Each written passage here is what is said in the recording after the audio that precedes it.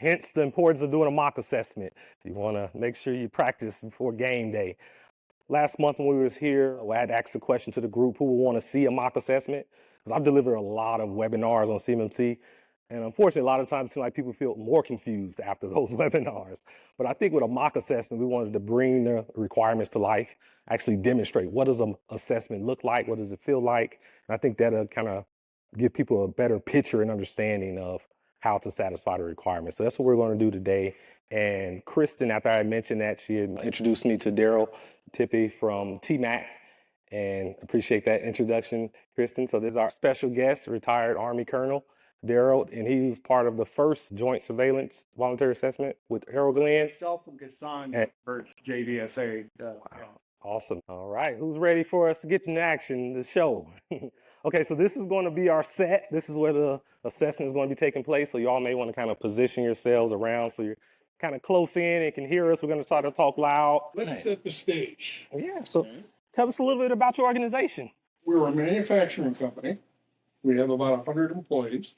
Okay. What we build is parts for the aerospace world. We are building ball bearings, and one of our suppliers is one of the primes. Ah, okay. They have asked us they've kind of demanded that we be CMMC compliant as part of our contract with them. And we are frantically gathering information. We have some expertise in-house, a lot of expertise in-house, and we just want to make sure we're doing the right thing. We think we are ready or close to ready, and we're thinking L1. That's what they're telling us. We want to probably anticipate that someplace down the road we might need L2.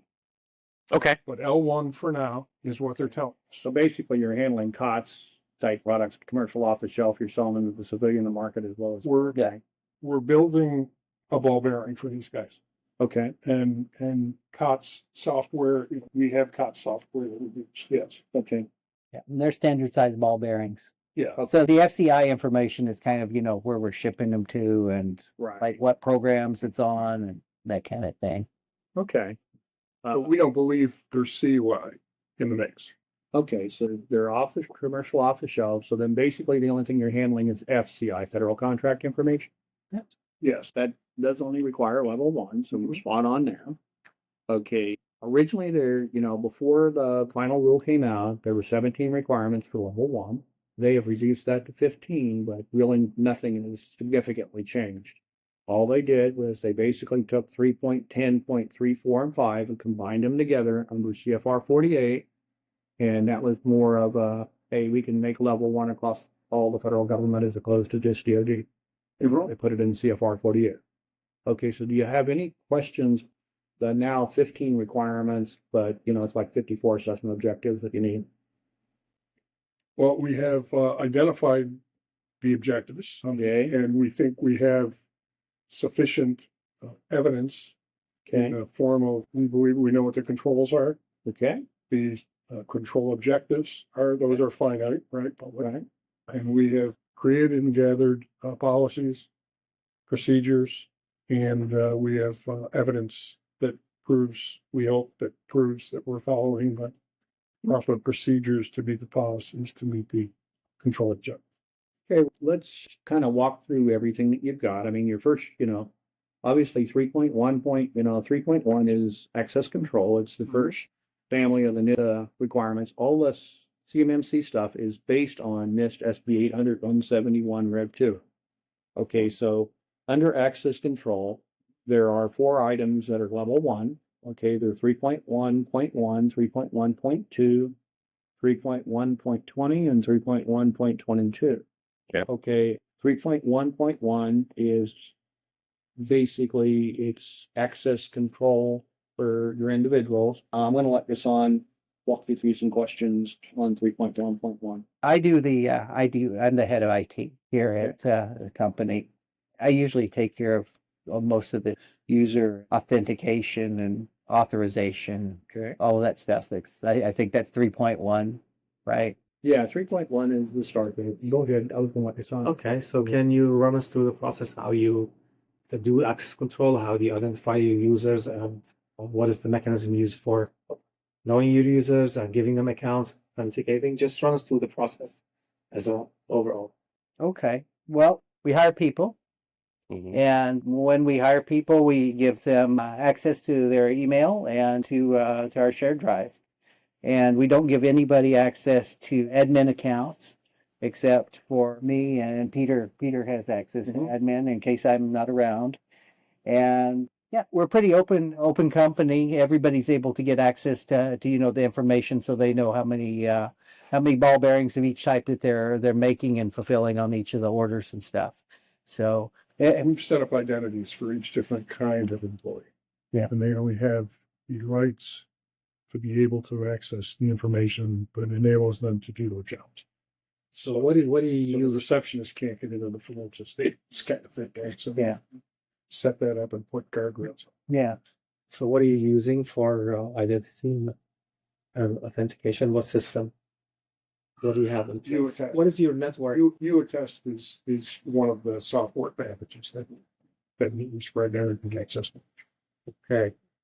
So do you have that in your procedure? Does that reflect what you just said? Yeah. How you bring them on board? Yeah. We make everybody an account, and the HR people tell us which department they're in, and then we make them accounts that are commensurate with that. But in general, most everybody has access to the FCI because, like Peter said, the financial information, we don't want everybody to know, what the CEO is paid. He would fire us pretty fast if we let everybody know that. But so things are segmented, but in the end of the day, most everybody needs to know how many ball bearings we're making and where they're being shipped to and so forth. For that piece of the access, we have basically everybody on access with that.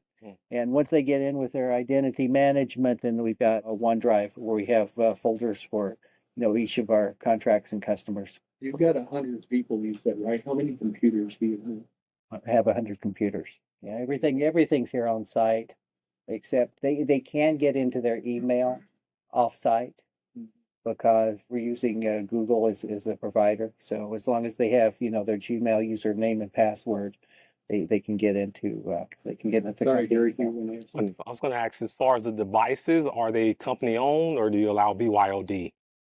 Well, except for the emails, which I just mentioned, it's all company owned because we don't do any remote workers. Because I mean, we're making things here. Okay, manufacturing. Yes, but we do have the ability for them to access like their Gmail, our company domain, but it's hosted by Gmail.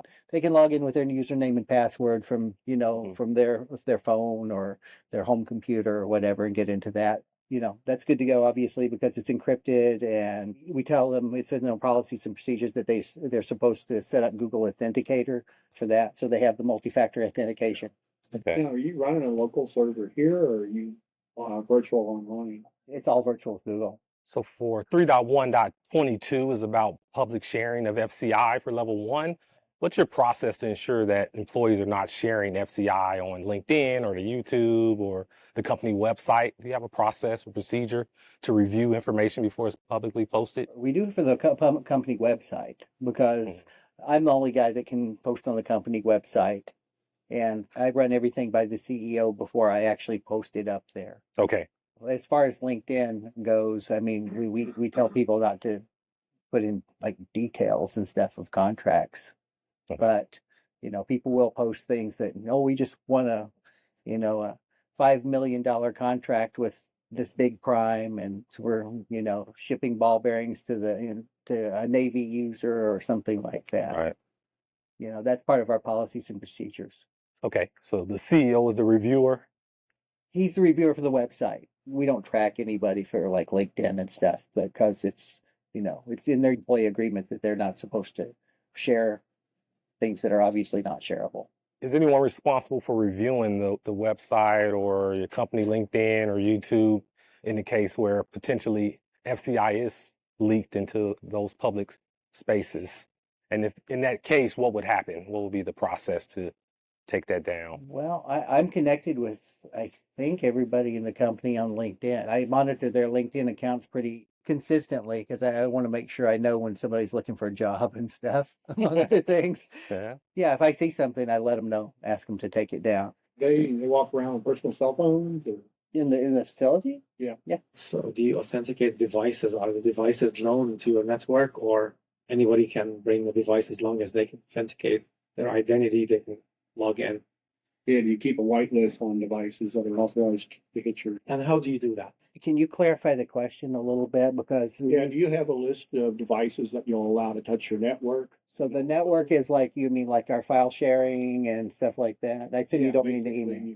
Yeah, I assume you don't mean the email. not necessarily the email, but just at least the, Yeah, so the devices, File. the files are only with those devices that are there in the office. Yeah. And the emails, of course, they can use whatever device with that as long as they authenticate with username and password and their MFA. So they cannot reach the file server from their own phone, or they can? No, they cannot. So even if they authenticate and log into the network, or they just connect to their email? Just to That's what their it's saying. email. Just to their email. And how do you do that? How do you make sure that if they authenticate, they don't connect to the file system and to the network? How's that managed? So I bring my device, Yeah. try to log in, connect to the network. How does it stop you? Well, Well, when I hit the Gmail app, I don't see files. I mean, there's no way for them to get to the files. We have a fairly robust identity access and the whole program that we use that will filter who can get to what. And we basically disable anything that's got FC. We identify it, tag it, anything that's FCI. okay, so then these people, I mean, you have a list of your employees and maybe the roles and responsibilities to show where they're, what they need access to. Yes, we have certainly a list of our employees, and then again, the role-based identities that we talked about a little earlier. Gives you can share that with you on who has it. That's yeah. Did John update that after Kelly left? That's part of the procedures, yeah. So we Okay. have an onboarding process and an exit process. And then Can you describe them? yeah, it's basically a punch list where the hiring manager go to IT and say, hey, I'm sorry, to HR. And, here's the employee that we just hired. Here's what their job is. We will shoehorn them into one of the identified categories of employees that we have. And they'll have access to only the resources that they need to run their job. Do you do any screening prior to hiring? I mean, do you do anything? We do a credit check. Yeah, we do a credit check and a background check. Yeah, kind of a cursory background check. Basically, what it does, the company we use, they do a credit check and then they do E-Verify, which verifies that the person has the rights to work in the United States. And then we do HR will do a screen scrub, if you will, on their LinkedIn profiles, their Facebook profiles, or social profiles. Just make sure they're not working for a competitor or Yeah. something. That would be all part of the pre-vetting before we hired someone.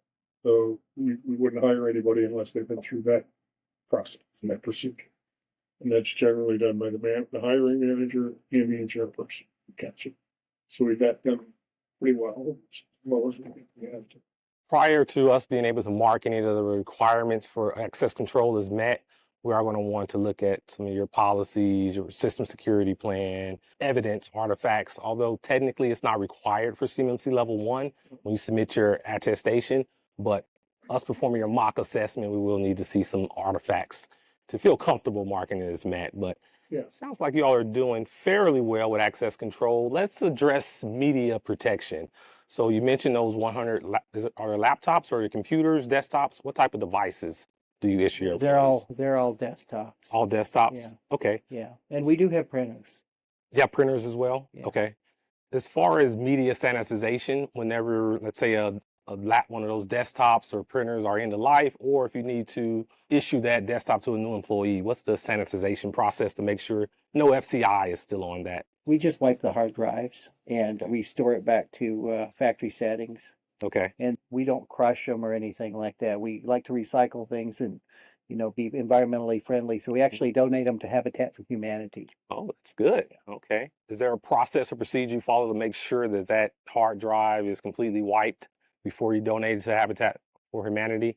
Well, we watch the procedure when it goes through for the Windows restore and just I'll make sure it completes and They everything. don't use any special tools or anything when you scrub that like that. No.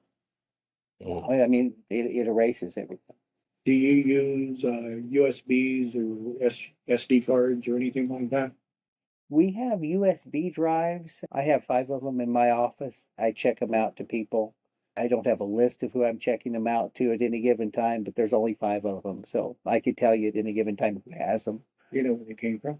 Yeah, we ordered them on Amazon, but they're SanDisk drives. So, I mean, they're good quality stuff. Yeah. Yeah, I mean, we're questioning around media protection. Yeah. Do you have a media protection policy? It's part of our system security plan. Okay, so you want to walk me through it? How do you handle it? Well, they're not supposed to put employees are not supposed to put thumb drives in the machines unless they're one of the 5 that I check out. For printed media, they can't leave the building, and they have to be in someone's desk at night. So we have a clean desk policy. There's locks on the desks that employees can use, and when it's time for them to get rid of that printed material, they're supposed to destroy it so that somebody can't read it. How do you do that? The way I do it, and I encourage people to do something similar, is, I rip it horizontally and vertically to like 5 or 6 pieces and just make sure that it's not very readable. Yeah. And That's a lot of pieces. Yeah. it's a lot of pieces and lots of pieces. And I'll tell you, after it gets in my trash can, I mean, I pour old coffee down in there and empty cans of tuna down in there. Nobody's going to read that. So yeah, that's pretty secure. Human cross shredder. Like hanging out of your garbage can. That's right. Yeah. And the roaches eat whatever's left. Yeah, they stick around for long enough for the roaches. There we go. Another piece on the media that's important, that we feel is important, is part of our HSM strategy. So we have a hierarchical storage strategy for backup, literally 3 layers. So you get your functional, your online local backup, and then we got an air-gapped version that I think might fall into the media portion of the definition and stuff. So that's under lock and key and a safe fireproof safe, that kind of stuff. So we do have a 3-level HSM strategy. Okay, as part of your SAM profile, you're required to have a website. How do you manage that? Well, I'm the only guy that posts, but I run it by the CEO before I post to make sure that, everything looks good and it doesn't reflect badly on us or put out information that shouldn't be out there. So are you asking how and where? Are you hosting your own website? Are you hosting? No, it's on GoDaddy. On GoDaddy? Yeah. Oh, okay. All right. So back to those printers. We know printers break down pretty frequently. Who handles the maintenance for those printers? Oh, we just trash them. Just trash them? Yeah, I mean, they're $100 printers. So we go down to Walmart and get a new one. What do you do with the old printer? We just throw it away. Do you do any sanitation or anything before you throw it away? No, I mean, it doesn't have memory or anything in it, so. Does it? I don't think it does. Not sure. It's hard to find one though. I don't think it does. That's something we may want to follow up on. It's just a printer. Yeah. Yeah, it's one of those. Not matrix printer. No, it's a HP LaserJet. yeah, no, it's an inkjet. Inkjet. Remember that conversation we had about how much ink we were spending? Yeah. Painful. Yeah, it's painful. Oh, Yeah, okay. it's a simple one, So sometimes the printer is just as cheap to replace it as it is to get new cartridges for it. So yeah, Yeah. just throw it away and that's it. That's one we probably have some notes on and recommendations, because we do want to make sure you're doing proper sanitization, because a lot of printers do have hard drives internally or cache memory. So Oh, wow. just want to make sure. I don't think we're that being- Yeah, I sophisticated. thought that was the big ones. Yeah. The big Yeah. industrial size Well, printer. it depends. Like, You'd be surprised. or whatever else. After you printed something off that printer, it probably has some storage or some local storage. A lot of times it's not even movable memory. It's just, like hard. It's a buffer. Yeah, Hard just buffer. internal. Mm. Okay. So let's move to physical security. So that's another component for CMMC Level 1. So y'all have this nice manufacturing facility with these big windows. Do you ever do any manufacturing just out in the open, or where someone can just walk past and Yeah. look in? Yeah, for this? absolutely. But we don't think that's the problem because it's just FCI. We're selling those same ball bearings to Home Depot and Ace Hardware. Okay. So Somebody sees us manufacturing them, and we get extra marketing exposure. That's one way to look at it. So there's no modifications or customization for your DoD clients or your prime. Okay, so as Darold mentioned earlier, it likely is commercial off the shelf. So COTS. However, it sounds like your prime. You mentioned earlier that they are pushing you all potentially to get a level 2 certification. No, they're not. They're That's not. our observation. Oh, that's your observation direction is going. Yeah. Okay. We might want to make ball bearings of specific sizes, for for a specific use, and Okay. right now we don't. But not You know, current. yeah. We just think maybe down the road that might happen. So as far as what do you all categorize as FCI that you handle today? What information falls in that category for you all? Is it emails between your contracting officer? Is it the order forms? What do you We consider? don't consider emails really FCI because those are not really protected by our physical, infrastructure, since our employees can log on with their phones and stuff.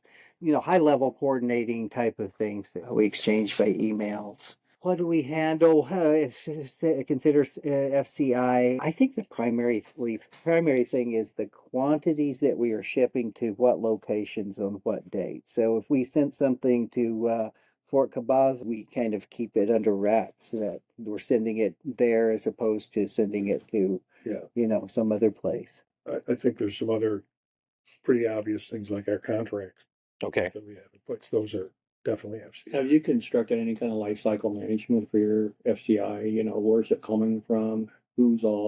How's it flowing through your organization? When you ship out orders, what format and what material goes with your orders? And We have a process flow for how to place them. So we would have a contract in place. And then we would have a process flow on how to place an order, right? And then how we internally would produce the ball bearings to you will meet that order. And then, all the way through a billing cycle. Okay. Right. So we have all of those processes. Yeah. But basically, everybody in the facility is involved with all those processes for at least pieces of those. That's why for the contract information itself, we just have pretty much a blank authorization for everybody to see it, as opposed to like financial information and things like that. Yeah, I'm really worried about the salaries and payroll. The salaries and payroll, yeah. Kind of get that, yeah. Right. So do you actually know what FCI are? Do you have a list of the documents that you would consider? Have you gone through the exercise of determining which of your documentation is FCI to start with? We just consider it all FCI, all part of the same, One way of looking at it. part of the same system, yeah. And it's the same thing that you apply. So all the employees, they will have unlimited access because they all need to be working on the same thing. You started by saying that.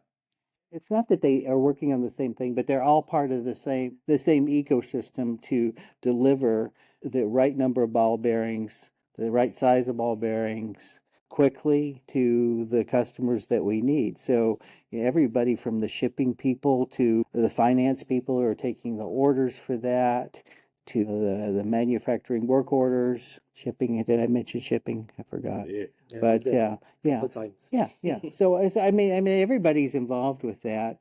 Now, we do have a janitorial staff. They don't have computer access though, so we don't really worry about them for anything. Have they had any training at all as to, or what are they? I know you had a clean desk policy. Yeah. Have they had any special instructions or whatever in case somebody doesn't clean their desks? Oh, who's that?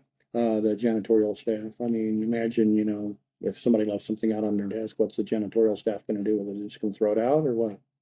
I would assume that they would just throw it out. Yeah. Or leave it alone. Yeah. Or just leave it alone. Just pour coffee Yeah. over it. Yeah. Pour coffee over it. Right. No, that's a Yeah. really interesting practice. Right. We don't manage those people directly. We have another company that manages them, and that way we don't have to track people's immigration status and things like that. And going back to the physical security, when we came in on site, you all graciously greeted us. However, I did notice you do have a sign-in sheet, but you didn't require us to sign in. Do you typically require visitors to sign in and give them like a visitor badge to identify them? So generally, if we know people, if we know who the people are, we don't require them to sign in. Okay. So, we don't require family members to sign in. My 15-year-old, he comes in here all the time, and after My school. cousin Vinny. Yeah, he was kind of Vinny. Yeah, play games and different things like that while I'm, working till too late at night. Other than that, if somebody's gonna walk off the street and they tell me that they're, some kind of vendor for something, I make them sign in before they come back. And we do have an admin, and he's here about half of the day, and he watches the door as well as that sign-in sheet. And the rest of the time, we all just kind of, we kind of keep an eye on it. If your servers and everything are virtual on the cloud and Yeah. everything else, how are you running your desktops? Are you everything hardwired? Is it hardwired to a switch? How's it going? It's going to a firewall? What is there any switches, devices, or anything on site, or are you all just running through one router? We're running through one router. We got one of those high-end D-Link routers that Best Buy sells. Doing Wi-Fi then? We're doing Wi-Fi. Yeah. That way we can move those desktops around without having to worry about all the outlets and things, because this is a pretty old building. How do you keep your computers updated and patched and all kinds of other things? How do you manage that? Just Windows updates. So everybody's responsible for updating their own computer? Oh, no. They're set to do the weekly updates. So they just do it automatically? Yep. Anything else you want to add to that? Norton. Yeah, we got Norton. That's your kind of your basic configurations. You bring the device and it has Norton on it. We got Windows 11, Office 365, and a Norton antivirus, and that's basically it. And so you do have storage on the Office 360. yeah, we have OneDrive. OneDrive. We have OneDrive. Yeah. And that's why the people from Gmail, they can't get into that OneDrive when they access the Gmail through their phone. Where do you buy your computers at, and what brand do you use? We usually buy Dell or Lenovo, and whatever looks the best at the time for what the user needs. Sometimes people need more RAM, some less, and I'll either order the computers online or the parts online, or sometimes I'll go down to Micro Center if it seems like they need something pretty hefty. Otherwise, we bought things at Best Buy. We've even bought some pieces at Walmart. You said Lenovo. We've done Lenovo, yeah. Lenovo is, Micro Center has Lenovo. We've also used Dell's. We haven't used any of the off-brand ones, though. Pretty insightful. I think you all have given us a lot to work with. We're going to have to go back to our office and do a little powwow and give you all the determination on what our report is. And I'm sure we're going to have some recommendations. I think y'all do have a solid baseline for level 1. I am curious, when you all do move to level 2, what infrastructure do you plan on using? Do you plan on still using Google? Yeah, for the email. For the email? Yeah. Okay. Probably Microsoft for everything else, because everybody likes to use Excel and Word. Yeah. Nobody likes to use docs and stuff. And to get enough notice that we've got an opportunity to be nimble and maybe make some of those choices Yeah. as we have. Yeah. Whenever we get a contract that requires level 2, we'll get to that level and get an assessment and everything. It shouldn't take us more than a week or 2. It's a little ambitious. Why are you laughing? You're too hard on- Why are you laughing? Because you're too hard on yourself. It's hard on myself. Okay. So before it sounded like you were kind of rapping. Yeah, kind of wrapping it up. I noticed y'all invited some of your employees that's been kind of spectating and I want to give them opportunity to ask questions and maybe give some feedback. Yeah, let me ask one thing. You suggested earlier that you might need some artifacts and stuff like that, some of the approved cases policies. Yes. If you could help us with that by giving us a list of what you think you need. Yeah, actually, you need this, and the reason you need this, even level 1, self-attest to the fact that you're Yeah. level 1, Yeah. somebody looks at you. But DOD has the right to come in here, and Right. if you have falsified information, you're still subject to the False Claims Act. Right. So my point is, if you could help us with, Yes. what the kind of things that we need. Yes, since we are just performing your mock assessment, you brought us in to perform that. We're not doing your certification assessment. We can provide consulting. So in our report, we'll include recommendations, and then also we can provide you with templates and policies for your SMEs to help you prepare for that level 2 and hopefully James ambitious, he said within 2 weeks. Can't make any promises, but Why not? I can get the windows in the office set up on all 100 of our computers over a weekend. So Fantastic. Yeah. Well, I'm going to hold you to that. you're going to hold me to that. Okay. Do I get a raise? Possibly. Okay. Appreciate the players doing this mock assessments. Let's open it up to the audience. Any questions you all have, feedback about level 1, level 2, just kind of open it up. We're breaking character now, so now we're back as Anything suspicious from what he said there?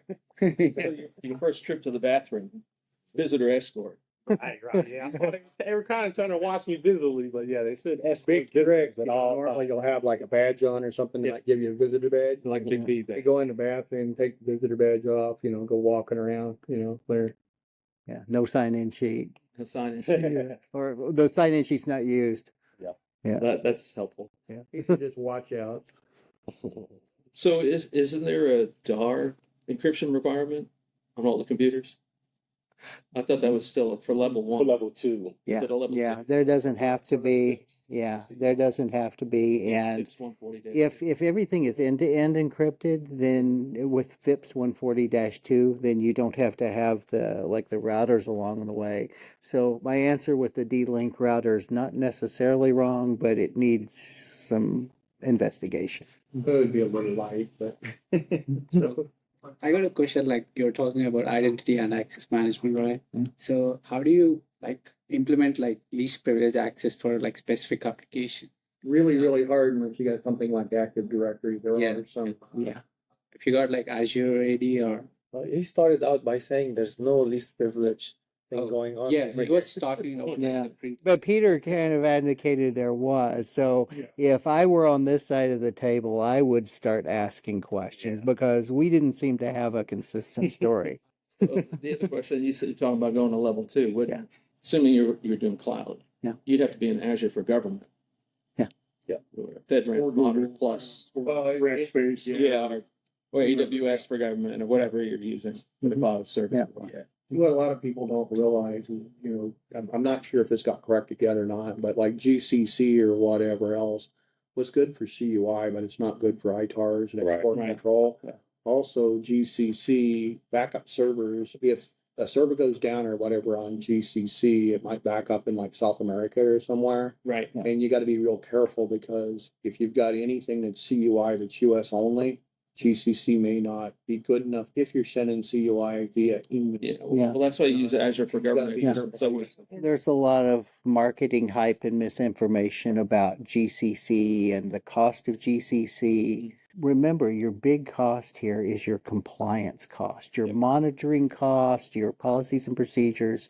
So what I'm hearing with the cost of Microsoft Office is for commercial, it's maybe $30 a month, right? Yeah. For a home user. And I think it's maybe 70 a month for GCC and 90 a month for GCC High. If this is breaking the bank for any of our contractors, then they've got bigger problems than that.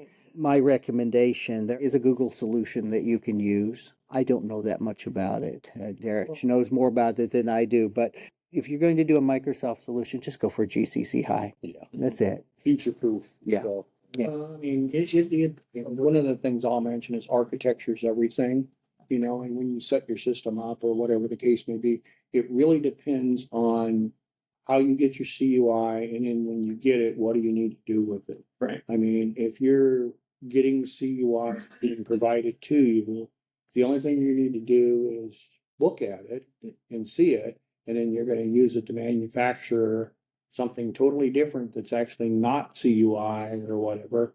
Imagine, you're making a container for something that happens to be CUI. If you really don't need to do any manipulation on that CUI, like SolidWorks model or something like that. Have you ever heard of VDI? I mean, you can basically have a system inside of a FedRAMP moderate organization. And if you have your local workstation there where you can log into that VDI or whatever else, where only the mouse, the keyboard, and the screen are the only thing that's working on that computer when you log into that VDI. Then when you log out of that VDI, if there's nothing left on that workstation is technically not in scope. Yeah, which means you don't have to control it at all. So you can go down and just buy something at Walmart and well, that's kind of how the Summit 7 works with the virtual enclaves. Mhm. You're just dialing in and That's it. doing a remote Yeah. desktop. That's it. Because you qualify the enclave, you're not qualifying the whole enterprise Right. network. Yeah. Yeah, you have to, you set your accreditation back. It's an approach that computers will have to work with the VDI. Yeah. It has to be configured properly. Yeah, so you can't save locally. Endpoints, yes. So, but I have a question about GCC High. Now, I have not really heard a lot of people saying that should, because it's a little more difficult to live with if it's enterprise wide, because it makes communication with other systems more difficult. How does that work, you think? You think it's okay? I think it's okay. Yeah. Yeah. Because So people if like it's a problem- also you can't get the license. I mean, you have to apply for it. You have to apply for the process. license. You have to Yeah. have the contract. Yeah. And I have heard that those license, that application was 4 to 6 weeks. And someone told me yesterday that they've streamlined the process and it's about a week now. But you do need a contract that shows that you have ITAR or I CUI. CUI to for that. sure. CUI. CUI for sure. Although one person did tell me all they do is look and see if you have a cage code. I don't know Okay. I don't know the real story. Yeah. But generally, GCC High is only available by, a certain, I mean, you can't just get it everywhere. Reset. You have to go through specific resellers. Specific resellers, yeah. And the idea is that they don't want to have foreign nationals accessing the same network, even though it's logically separated. Each of the clients are logically separated and supposedly can't view each other's files. But just in case somebody's able to hack through it, they don't want it on the same network as foreign national. So can it receive and send emails to non-GCCI? Yeah. So we heard a lot of funny stories about It's typically a different domain though. Yeah. So it'd be like .us. Right. but it would still receive an email from Absolutely. non-GCCI. Yeah. The data of contract lifecycle Mhm. was trying to you just rip up into flat pieces. You shred it into that of proper answer that you shred. No. If it's got FCI on it, it needs to be shredded. Yeah. Usually you use a crosscut shredder to do that. Yeah. You mentioned because Yeah, that's not appropriate even if I pour tuna and coffee on. Even the coffee will not do it. But that's an L2 requirement or an L1? I think it's no. Crosscut shredder would probably be an L1. L1, because you still have the media protection, sanitization. What a lot of people don't realize is CUI is actually FCI, it's just a higher classification than FCI. Yeah. Okay, so there are special requirements that kick in when you're handling CUI, but technically it's all FCI. Yeah. Right. You don't have to go and buy a cross shredder like that. I mean, you can burn it, or there are companies. Iron Mountain comes to mind that. Certificate. Yeah, you can just take it down there in a bag and You gotta watch for shred it though. Right. Yeah.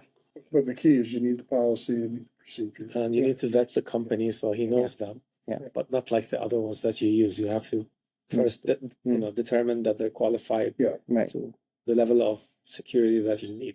There's a lot of people who preach that there's only one way to do things. There's actually many ways to do things. You Yeah. just gotta pick methods that are compliant. And actually do it. Yeah. Having said that, you have to be careful about being too creative, because when your assessors come and you have a totally creative solution that nobody's ever seen before, those assessors are going to have to spend a lot of time doing it. And then a lot of time means a lot of money. So the assessment's going to cost you a lot more. I had a potential client that talked to me. I decided I didn't want to work with them because it was just too much drama. They had a laptop that was just a regular old laptop, and then they had a FIPS encrypted USB drive and with Windows on it and all of their CUI, FCI and CUI, and they would boot into that environment and do all their processing there. Dual boot. Yeah, dual boot, and then they would pull it out and lock it into a safe. And they had really creative solutions for correlating the logs between all of those thumb drives. And it was just really interesting. Yeah, really interesting. I talked to him for a while about that, and I wasn't really excited about it. Then they told me that they had a surprise DIBCAC audit, and DIBCAC asked them, well, are you on-prem or are you in the cloud? Because we have to know before we come out to audit you. And they said, we're on-prem. So we got these thumb drives. And then 2 days before DibCat came out, they said, oh, you know, those log files actually, when we plug it in, those log files get uploaded to OneDrive. So we kind of are a hybrid between the cloud and this. And so they told DibCat that, and DibCat said, well, we'll see what happens. And DibCat came out and they had a notebook this thick of policies and procedures written by hand in pencil. I'm not kidding you. And DibCat took one look at that and they said, we'll get back with you. They send them a letter and they said, you have a score of negative 203, which means you meet nothing. And they were still looking for all these creative solutions. I'm like, guys, just go for it, because they had tens of millions of dollars in revenue coming from the DoD. They had nothing to do with IT. Like, just get it done. Hire a company to get it done. It's not going to cost you that much of your revenue. You are not involved with IT. You've got 2 or 3 people in your office that handle this. Don't do this thing with the thumb drive. And if a C3PAO came out, they would probably charge them $100,000 to go through all that for 3 people. Yeah. Yeah. I agree with you on this. But you know, when you try to do things, you want to simplify it if you're trying to do things, as opposed to make it more complicated. Yeah. Because it's already complicated enough. Yeah, yeah. I've seen a company that, speaking of a creative solution, but simple, it's 3 guys and they're developing software and they're each in their own homes and they don't connect their computers to any network except to the prime. That's it. And they have their They got an established tunnel to the prime. just established tunnel to the prime, but it's just to share files. And the rest of their coding and stuff, it's all offline. Now, how do they share files with each other? Well, they have this thumb drive and they log it between places and they put it in a safe and stuff. Well, that's kind of creative. And you know how big their documentation was? They had an SSP. Okay. And that's it, because you only have to have one document for CMMC. That's right. I mean, you can have everything in. Yeah, SSP. it's not a good idea for 99.9% of the people, but this company, yeah, it's just fine. To say everything. Yeah. You got to be able to tell how you meet every requirement. Yeah. And you would make the assessor's head spin, and that means the cost goes up.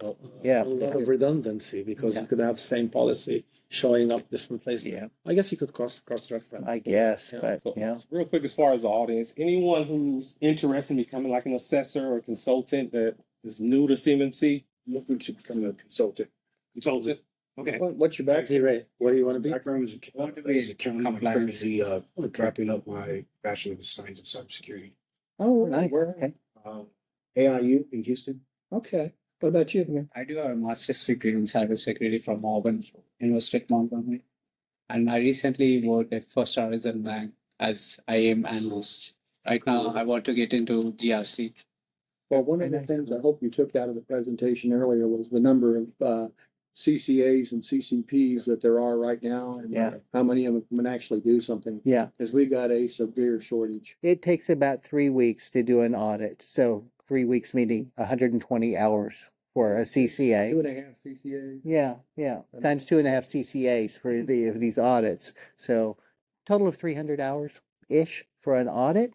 You've got 80,000 companies that the DoD has identified, and you have 300 CCAs. I just want to give you a disclosure. Like, I'm not a citizen here. I'm an international. That is not a problem. I'm just What letting country are you from? I'm from India. From India? Yeah, I just gave an interview for payment card industry and came right after the interview. Yeah. Awesome. Yeah. How'd you hear about CMMC? I'm not sure. That's it. Honestly, like I know about the SOX policies. Like I recently worked in a bank. Like I implemented like SOX and admin certifications, like access controls. Yeah. I learned about the PCI. Been learning from past 2 weeks for this interview. So I'm not sure about the HIPAA. I might be, if I get into the healthcare A lot of overlap. So I don't know what kind of visa you have. If you have a green card, you're just good all the way around. If you just have a work visa, then you probably have an issue with viewing ITAR. But as a CCA or anybody in the CMMC ecosystem, you should not see that as an auditor. One of the things that came out in the Southwest CIC is now they're gonna have international CCPs and CCAs. Yeah. So I mean, technically, I'm not sure the status with India, but I don't anticipate it. Those CCAs, they are go to a background check. Yeah, they go through a tier 3, CCP, I think. yeah. If you're a CCP or a CCA, you're gonna have a tier 3 background. For CCPs? Okay. Yeah, both of them. And it's good for 10 years. Okay. Now, the only thing is when you're doing it international, I asked Travis or whatever at the Southwest CIC and he didn't clarify it exactly. But there will be agreements with other countries where they confirmed that people meet security requirements. So they're going to talk to the government of India about you and hopefully. however that works. I agree with him. Like in my previous job, like my manager offered me a full-time job. Like I used to be an intern while starting my master's. It got extended. Like he said, like he opened a full-time position for me. As he said, like the policies, like I'm from a different company. I didn't got hired, honestly. Some of the policies are completely only for the citizens here. I'm completely new for the compliance, but I have strong background in access management. Yeah. So you should not see anything that you shouldn't be able to see. Yeah, that's true. Yeah. So you should be good. I mean, there's assessments going on right now that are international as well. Sure. Yeah. Yeah, I can agree more. I was working at my university under CIO. He said, like, you're not supposed to see some of the information. I used to work as IT assistant at my university. Yeah, and there are like a lot of things I need to know before knowing some information, But to your point, as far as consulting, you don't have to have a CCP or CCA to consult for a company. So you find a company, convince the company know what you're doing, and you can help them get certified. They don't care if A you. really good way of convincing the company that you know what you're doing is be a CCP. or Yeah, CCA. that does help. I'm not saying no. I'm in the CCA, James as well. But yeah, just saying it's not necessarily a hurdle that One of the things that we should, one of the things that we should really emphasize is that in any company's readiness journey, you should have adult supervision. Definitely have a CCA, Amen. any RP, RPO. Yeah. it's not a DIY project. Level 2.